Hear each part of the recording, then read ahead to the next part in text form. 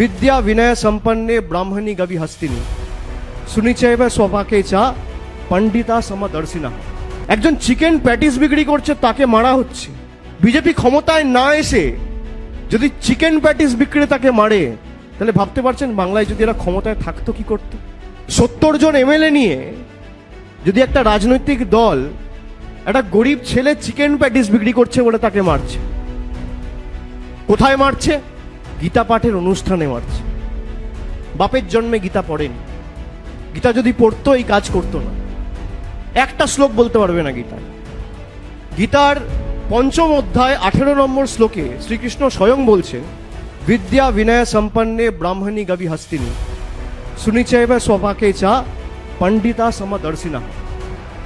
তার মানে একটা মানুষ তো ছেড়ে দিন, একটা কুকুর বিড়ালের মধ্যে আমি বিরাজমান, সবার মধ্যে আমি বিরাজমান, সবার মধ্যে অর্জুনকে বলছে শ্রীকৃষ্ণর মুখের বাণী।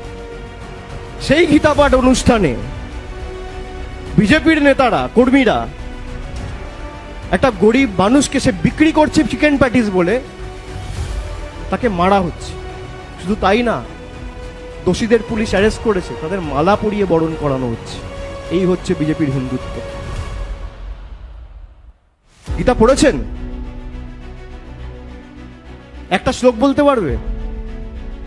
মাঠে এরম ভাবে গেরুয়া তিলক লাগিয়ে গীতা আপনি বাড়িতে পড়ুন, গীতার কথাগুলো ফলো করুন। আরে আপনি শ্রীকৃষ্ণর কথাই মানছেন না। যে বিজেপি আজকে বাংলায় এসে, এটা সম্প্রীতির বাংলা, কে চিকেন প্যাটিস বিক্রি করবে, কে ভেজিটেবল প্যাটিস বিক্রি করবে, কে ফিশ ফ্রাই বিক্রি করবে, কে আলুর দম বিক্রি করবে, কে এগরোল বিক্রি করবে, আর কে চাউমিন বিক্রি করবে, বিজেপির দিল্লির বাবারা ঠিক করবে? তুমি জগৎ নাচাবে? ক্ষমতায় না আসতেই যদি বিজেপির এই রূপ হয়, যদি এরা ক্ষমতায় থাকতো কি করতো? প্রধানমন্ত্রী স্বয়ং মাছ খাওয়া নিয়ে ব্যঙ্গ বিদ্রুপ করেছে 2024-এর নির্বাচনের প্রাক্কালে। ছোট বড় মাঝারি সেজো সব নেতা এক।